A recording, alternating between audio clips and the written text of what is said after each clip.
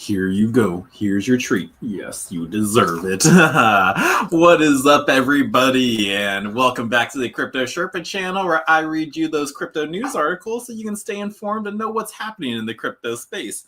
We got Baxter here with me because this first article we're going to go over is about dogs. CZ, Binance founder, got himself a new dog, and all those crypto degens out there are waiting for him to announce a name because they want to get in on that meme coin that's going to come out on either Solana's network, or most likely this one that he does name it will be on Binance. But everybody is waiting for him to announce that dog's name. But that's like really, you don't have that much news to go through. I have like 9 articles, quite a bit, but nothing really important or big that's really happened on space. I guess the biggest article is that who is it? Jerome Powell said, no, we are not having a CBDC. So that's like the biggest crypto news. Was that what caused Bitcoin to go from 95 to 97 today? I don't know. But yeah, we got that and a bunch more news articles for you. So let's dive right on into the news. What's up, Minheb, and everyone else joining in. So yeah, let's go through the news and learn what's happening.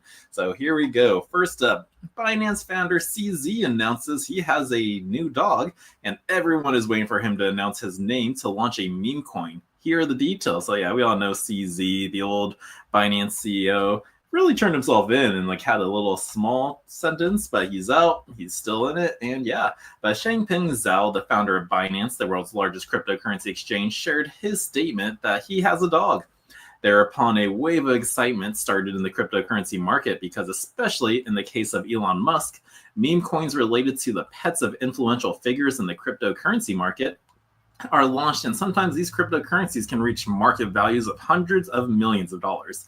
One of the best examples of this could be Floki Inu, named after Elon Musk's dog Floki. The token has a market value of over $900 million at the time of writing. Really? It's still at that price? That's crazy. So yeah, these celebrity influencer, is CZ a celebrity? Well, he is in the crypto space, but the crypto influencers out there, the big times up, when they name a pet and do something like this, like Musk did, so that's why everybody is really waiting on to hearing what this name is. All we know so far is it's like a border Mijon, German Shepherd, basically, is his new dog. So pay attention. Maybe one of those meme coins out there will be it.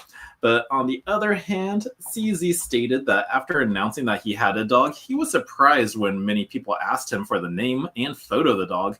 Realizing that this was to launch a meme coin, CZ made the following statement on the subject. He's like, honest rookie question, how does this work? I post my dog's name and picture and the people create meme coins? How do you know which one is the official one, or does it even matter? So he pointed out, he kind of sounded like Dave Portnoy the other day when he's going, whoa, he got into trans I just made $70,000 off of this one coin that got created off of it. And was it Joe Partner? Maybe I think it was another one.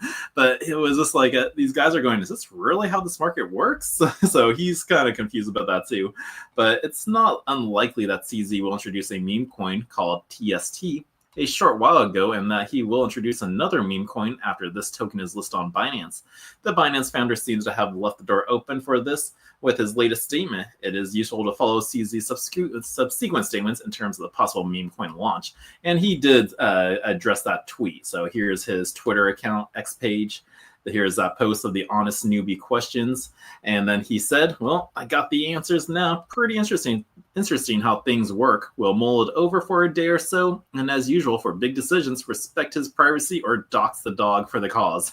Oh, well, might even interact with a couple of these memes on the BNB chain. So if you're looking for the chain, look for the BNB chain, not the Solana one. But yeah, everyone's trying to ask, well, what's the dog's name? You should show a photo or do it just like this. Let's see if we can post up some of those posts. See, we just want to see how cute your dog is. That's from Ashley. Who is she? She had the Stoner Cats NFTs. She was in that space. So everyone's just trying to egg him into showcasing it. But yeah, what's that dog's name? Once we do find out, are you going to get on that meme craze?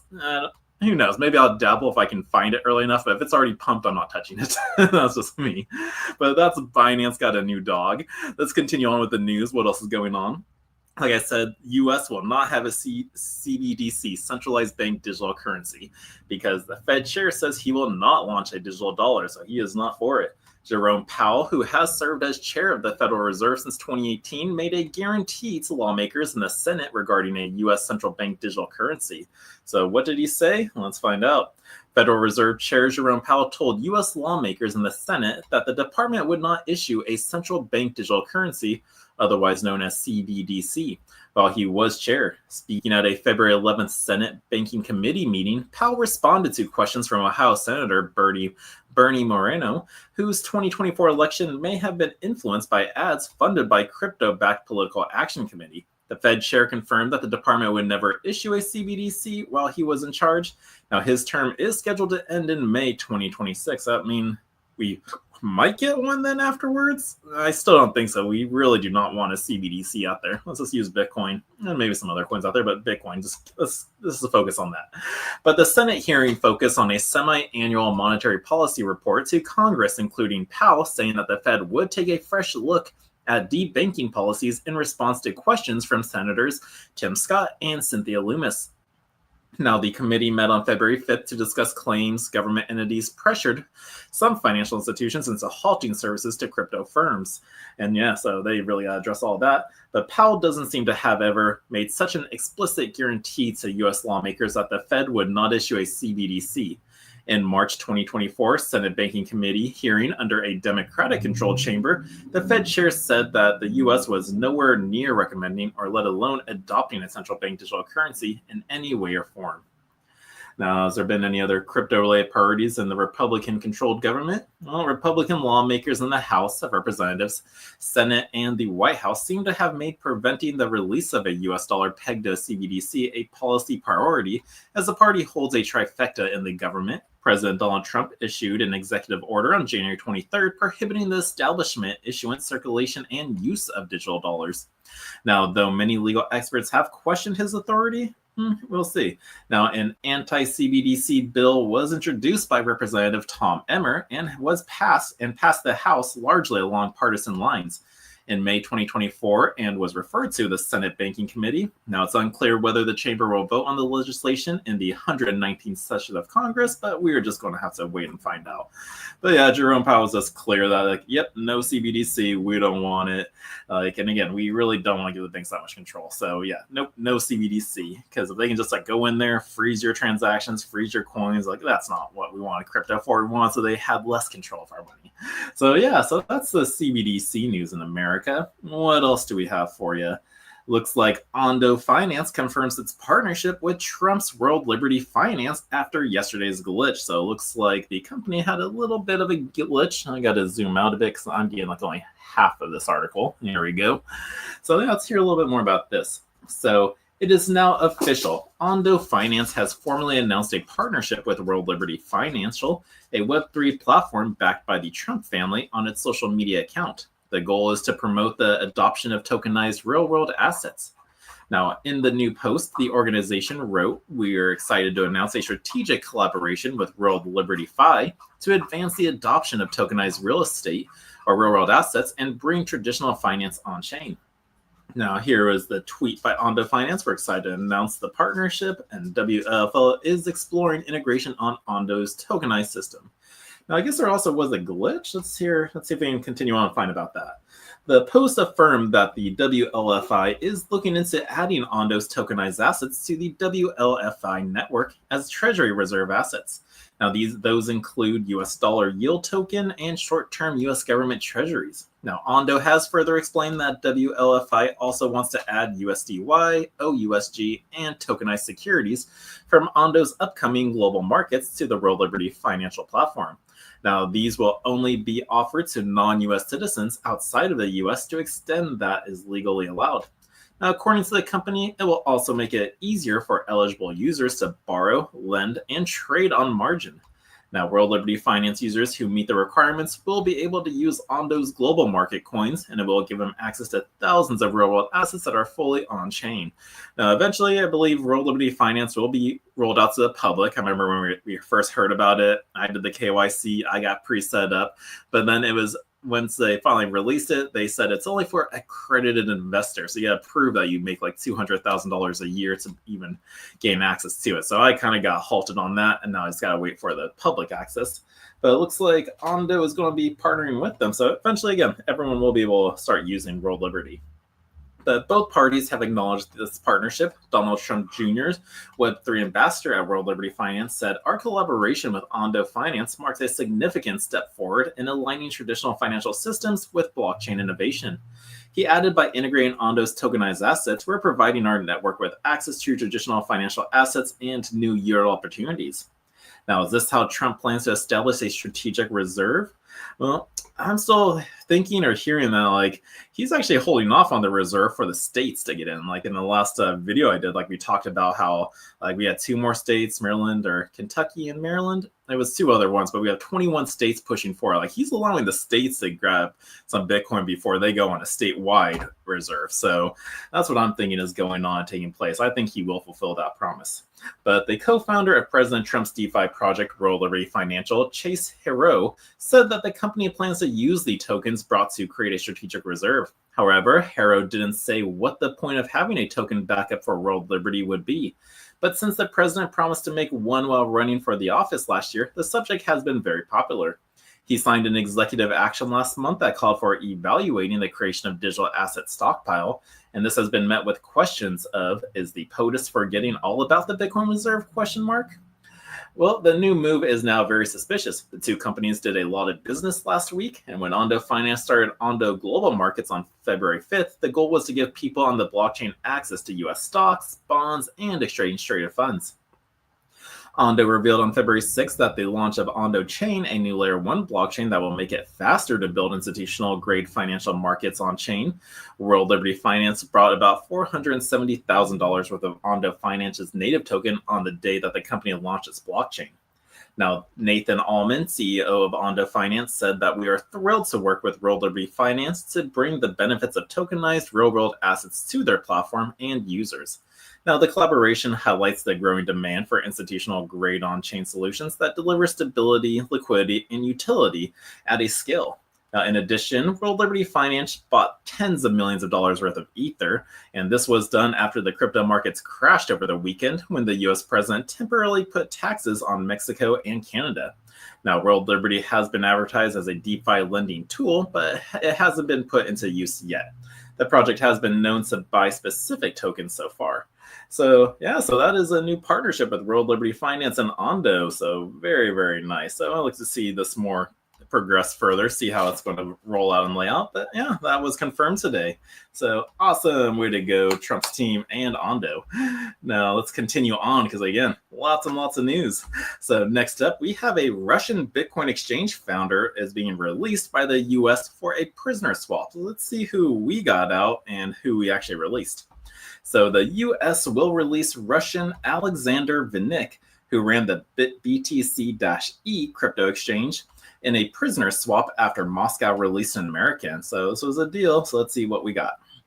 The US will release a crypto criminal as part of a prisoner swap with Russia. According to reports from Reuters and the Wall Street Journal, Alexander Vinnik, who operated BTC-E, a Bitcoin exchange was shut down by the FBI back in 2017 for alleged money laundering, and will reportedly be released on Wednesday after Moscow freed American Mark Fogel on Tuesday. Now, Vinnik last year pleaded guilty to conspiracy to commit money laundering, and Decrypt reached out to the Department of Justice for confirmation, but they did not get an immediate response, so we didn't get to hear from them. But BTC-E was a crypto exchange that operated in the United States from 2011 to 2017. So this was like the early days of crypto, so one of the first ones. Now, and they handled an estimated $9 billion in Bitcoin transactions during that time. And the DOJ previously said that the team behind the exchange allowed criminals to trade Bitcoin anonymously and launder dirty funds, per the DOJ. Now, feds also said that Vinnik worked with Alexei Bilushenko, who was charged in 2023 with the infamous Mt. Gox hack, once a top crypto exchange that is still in the process of distributing stolen Bitcoin funds back to ex-customers after a massive theft. And that's still not even the worst thing about the getting, at least they're getting the Bitcoin back, but they're valuing it at the dollar price they had in there. So if they actually got the Bitcoin of what they had back then, they'd be millionaires. So yeah, that stolen Bitcoin hack, terrible. But Fogel, 63, arrived in the U.S. yesterday as part of the prisoner swap. He had been serving a 14-year sentence for drug smuggling after being caught at a Moscow airport in 2021 with medical marijuana. So yeah, so that's why 14 years. Yeah, you don't mess with that. Like so, medical marijuana just abide by the laws. But oh man, 14 years for that. That's terrible. But that's what's going on. But what is? I could have swore I maybe saw like. I'm not positive about that. Is he the American actually a teacher? So we swapped a crypto launderer for a teacher. I'm not positive about that, but that is the swap we did get. So hey, at least we got an American back. Yes, let's go America. But that's what took place today with the prisoner swap.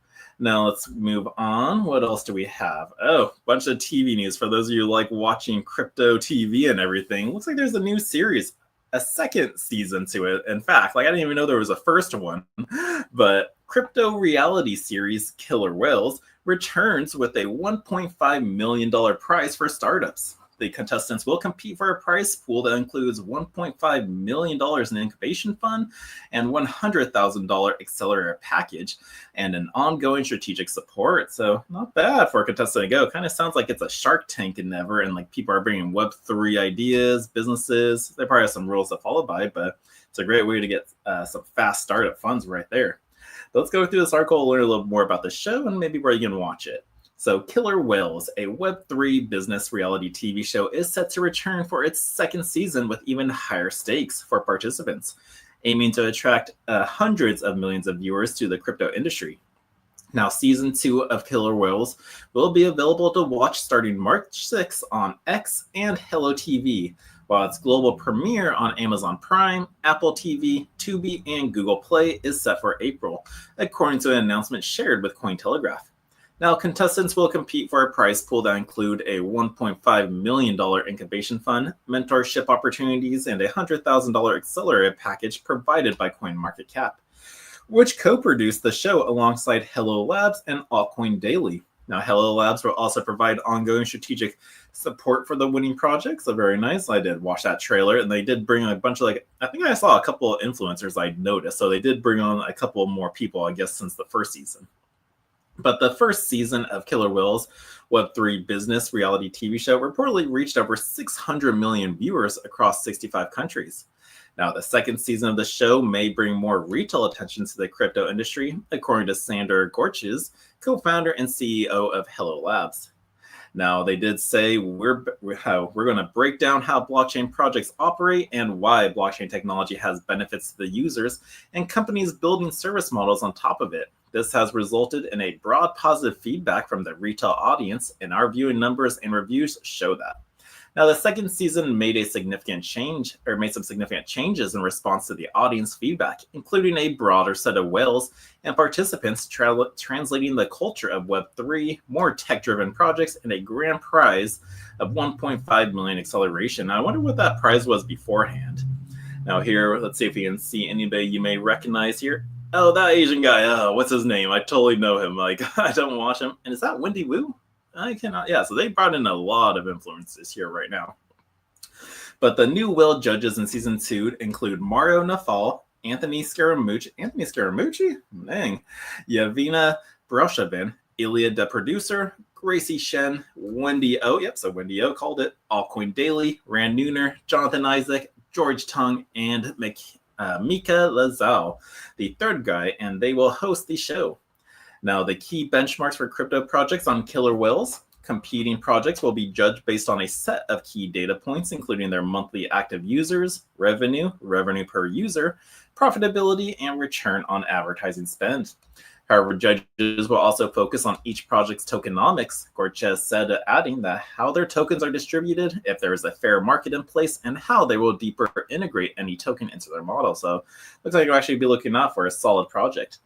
Now, judges will also focus on projects that have already launched consumer-grade applications, but use blockchain as a technology to benefit the customer experience, as well as reduce costs or create a viable benefit for all parties: security, privacy, availability, execution speed, and without a token being involved beyond the major available coins, added Gorges. So yeah, so that seems like a pretty cool show. I don't know. Are you guys going to watch it? I might check it out. Like, why not? I always love seeing this kind of stuff. Like, wasn't a fan of Shark Tank, but with this show, I think I can get into it. So that's a new reality show that's going to be coming out, I believe. What was that date again? Let me get that for you. March 6th. You can watch it on X, or in April, it'll be coming to Amazon Prime. So there you go. Now, I do have another new, not TV show coming out, but another documentary on, let's find out who Satoshi Nakamoto is. Ooh, like HBO did not do it. I think they finally ended that one with like everyone calls himself, I'm Satoshi, you're Satoshi, but no one's ever going to call who Satoshi is. So, but yeah, so this new documentary will come out in Britain. I don't know. Let's go through the article and just find out. So there's a new documentary about Bitcoin inventor Satoshi Nakamoto. Now, it's a surreal quest to uncover a potential plot by a group of Silicon Valley power brokers to undermine democracy, said its executive producer. So yet another documentary promising to unmask the pseudonymous Bitcoin inventor Satoshi Nakamoto has been unveiled. Channel 4, a British television station, says that the fun journalistic gonzo journey aims to determine who Satoshi Nakamoto could be. It comes hot on the heels of HBO's program that attracted no shortage of criticism and derision among Bitcoiners. It was called Money Electric, the Bitcoin Mystery. They had claimed that Bitcoin's core developer Peter Todd was this cryptocurrency elusive creator, but that wasn't true, nah. But that led to a blunt denial from Todd, with venture capitalist Adam Cochran accusing HBO of shit journalism. I love it. Now, the Channel 4 show, which will initially launch on YouTube on Monday, February 17th, is hosted by the reporter Gabriel Gatehouse, and he hosts a BBC podcast called The Coming Storm that delves into the conspiracy theories tearing America apart. And according to Trade Magazine broadcast, his new series uncovers what could be a conspiracy to end democracy and transform the world as we know it. So, I don't know, that feels like that's just pushing advertising. I don't think he's going to be able to figure out who it is. Like, we even had like an article I didn't cover, but it was like Kraken may know who like Satoshi is because he had an account with them, but I never went actually through that article. But as well as shedding light on Nakamoto's true identity, the documentary aims to explore how the individuals and ideas at the heart of Bitcoin's creation have traveled from the tech fringes to the center of politics. Executive producer Will Anderson says the investigation morphed from a manhunt to a surreal quest to uncover a potential plot by a group of Silicon Valley power brokers to undermine democracy. Bitcoiners may roll their eyes at this point, with TV shows focused on crypto generally accused of being overly simplistic, inaccurate, and unfair, or all three of them. Now, given HBO's slickly produced attempt aired on October, this British broadcast has the advantage of absorbing the impact of Donald Trump's return to the White House, complete with pro-crypto policies. Now, Seeking Satoshi, the mystery Bitcoin creator, is set to air on YouTube as of 5 20-minute films before being stitched together and broadcast on TV as a feature-length documentary beginning in March. So wait, feature-length documentary at the beginning of March. So wait, when does this actually begin? October? Okay, wait, no, that was the last one. Nope, I can't see. But we were going to wait till March to get these little micro segments of the show. Are you going to watch it? I don't know if I have time to watch that one, so we'll see. But maybe I'll be able to get to the documentary when they piece them all together for one full long documentary. But that's a new documentary coming out of claiming they may know who Satoshi Nakamoto is. But that's all the new shows we got for you. The Killer Whales and a documentary on who Satoshi Nakamoto is. So I think I'll watch the Killer Whales. All right, let's continue on. Apparently, Phantom Wallet experienced a temporary service outage out there. Now, I didn't experience it. I didn't notice it. So it must have been really fast and then a quick fix. If you don't know what Phantom Wallet is, it's Solana's ecosystem or Web3 wallet that you can use to connect with Dex Radar, Radium, Jupiter, just basically the Solana Dex. And I think you can hold some other coins on there too. But it's the main one that traders do like to use for their Solana tokens. But yeah, it looks like they experienced a temporary service outage. So let's find out more about what actually happened.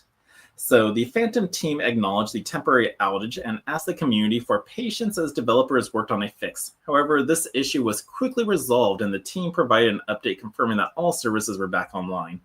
And here is that post by them. All services are back. We apologize for the downtime. We understand how important it is to access your assets and are taking steps around further outages.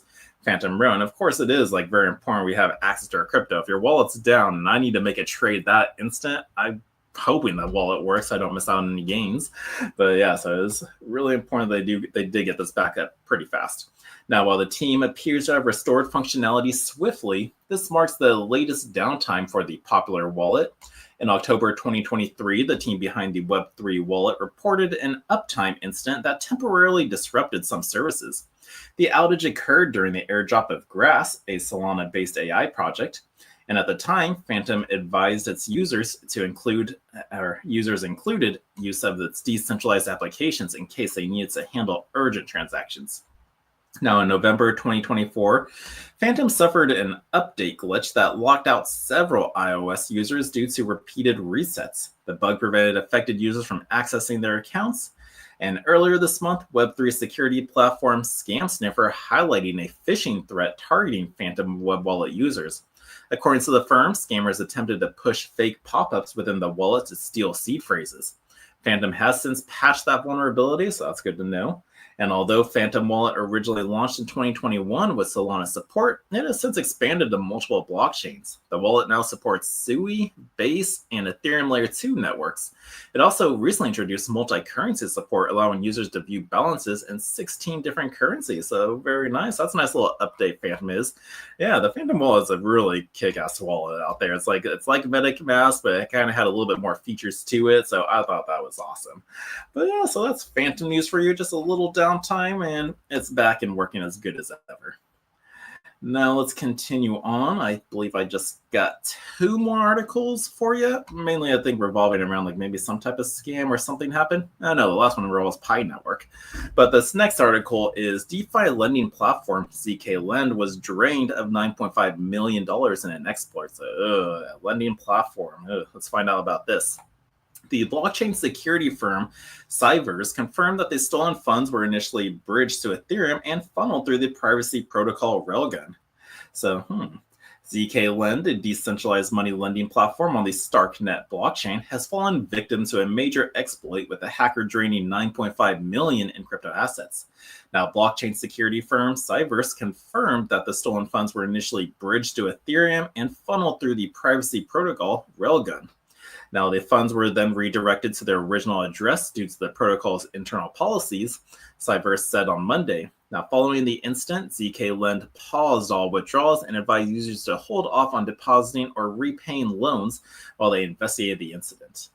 Now, here is them posting that in X. Withdrawals on the protocol have been paused at this time. We're still working to determine the root cause of the exploit. Please refrain from depositing or repaying at this time. So if you had a loan out there, if you use these guys, yeah, just still don't do that. That was tweeted yesterday. I didn't see any news articles today reporting on the fix yet, so just be careful out there. Now, the breach has raised alarm bells in the DeFi space as it comes as part of a growing security concerns within the sector. Cyber criminals have already stolen over $110 million from blockchain projects this year, according to DeFi Llama's data. Now, zkLend reached out to the hacker with an on-chain message offering a 10% white hat bounty in exchange for the return of the remaining funds, amounting to 3,300 ETH, roughly $8.78 million. Now, upon receiving the transfer, we agreed to release from any and all liability regarding the attack, the platform informed him. So as long as he takes that 10% like white hat fee for like, oh, you found a vulnerability, like let us pay you for that. You're also going to be covered of all the charges, but if they find you, they're going to get you, and you're going to be probably serving some jail time.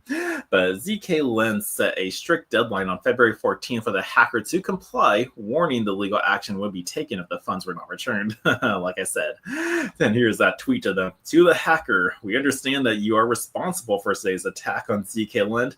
You may keep the 10% of the funds as a white hat bounty and send back the remaining 90%. Here's the Ethereum address. Send it back to us. Now, the lending platform said they are already working with law enforcement and several security firms, including Starkware, StarkNet Foundation, Binance Security, to trace the stolen funds and catch the hacker. Now, this is one of the biggest hacks on StarkNet, if not the biggest one in recent years. Per Tom Rao, CEO and co-founder of the web security firm Quill Audits, told Decrypt. Now, good to see zkLend is being transparent throughout the situation, also offering a bounty to the hacker. Now, the root cause of the hack doesn't seem to be in the proof system, but rather in the contract logic, Rao said, noting his team is reviewing the incident to prevent similar issues in the protocol. Now, speaking to Decrypt, Mir Delev, co-founder and CTO of Cyverse, noted that the incident highlights security risks in DeFi lending and raises concerns about the safety of protocols on Starknet's zero-knowledge roll-up infrastructure. Unlike traditional coin mixers such as Tornado Cash, which pools and redistributes funds to obscure their origin, the zkLend hackers used Railgun, which integrates privacy features directly into DeFi applications, ensuring users anonymity while interacting with the blockchain. Now, we are committed to full transparency and will share a comprehensive post-mortem analysis as soon as it is completed, the team tweeted, urging users to remain patient as they work through their incident. Now, at the Web3 Summit 2024, Immune5 founder Mitchell Amador shared his thoughts with Decrypt, calling DeFi hacking an infinitely sustainable and viable business, but he added that crypto space is unquestionably getting safer. DeFi hackers, he said, were looking for more damage more than ever, and their skills are also applicable in a number of different areas. So yeah, so it's still a good space. Like, even though like the space is getting safer, we still do need hackers out there to find these vulnerabilities just to increase our safety and security behind all this. So yeah, so hopefully he does return the money. We'll see. I'll keep you guys posted as well when I do find the article of them releasing it, because again, the zkLend is pretty transparent and we should get an article for it. Now let's move on to our final article out there. Thank you all for tuning with me. It's been, how long? 31 minutes? Wow, half-hour show. But yeah, so who out there holds Pi Network coin? I never did, because like what, you click a button on your phone, you got Pi Network, but it looks like their network's finally about to launch on OKX, but traders are worried about this right now. So I'm thinking it's because once it gets listed on an exchange, an actual platform, we're going to see a huge dump from everyone who's been collecting for these past, 6 years that Pi Network's been out there. So yeah, so let's go through this article and learn a little bit more and see what some of these concerns may be. So the Pi Network's native token is set to be listed on OKX starting from February 20th. However, users have raised concerns regarding potential trading risks. Now, in a recent announcement, the crypto exchange OKX declared that it will be adding Pi to its platform spot trading markets. Users can start depositing Pi as early as February 12th, so early today, and the spot trading will officially begin on February 20th, while withdrawals for Pi will start February 21st. Now, the Pi Network is a platform that enables users to mine Pi coins using a mobile app. The project's goal is to make cryptocurrency mining more accessible and reduce its environmental impact.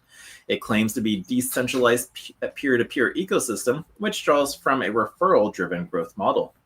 Now, according to the platform site, the Pi Network's mainnet will officially launch on February 20th, 2025 at 8 a.m. or 8 UTC time, transitioning into what it calls the open network period of mainnet. Now, the Pi community is taking the enormous next step in achieving the Pi vision of the world's most inclusive peer-to-peer ecosystem and online experience fueled by Pi, the native token of the Pi network. And they wrote that even though the Pi network's mainnet has not launched yet, some exchanges are already showcasing IOU prices for Pi. And an IOU crypto token serves as a debt lending token between two parties that is transferable through the same crypto exchange and platform, similar to traditional IOU documents. Now, shortly after OKX notice was published, the IOU's price for Pi surged to nearly 80% in the past 24 hours, according to data from CoinGecko. Now, Pi's IOU price currently stands at $86 in the past week, and the IOU price for the Pi Network token has skyrocketed by 112% in the past week. Pi's 24-hour trading volume sits at $770,000 right now. Now, here's that chart from after OKX announced that. So, Now, potential Pi Network concerns. However, traders on X have expressed concerns regarding potential risks that could arise from OKX's decision to list Pi. One user named Sen-Up4 admitted in a post that he was surprised that Pi was being listed on OKX, suggesting it could indicate a shift to a more centralized model. He describes the Pi network as a zero-cost mining project in which it allows users to mine crypto via a mobile phone without significant barriers. Now, the user highlighted the risk regarding the Pi network's user referral mechanism, saying that the approach has the making of potential pyramid scheme. Now, according to the Pi Network's official statement, users who wish to participate in mainnet blockchain activities will need to complete a Know Your Customer verification process for individuals and Know Your Business verification for businesses. Now, overall, Pi intends to be a safe Web3 space where pioneers can have external connections with the Pi they hold, said the protocol.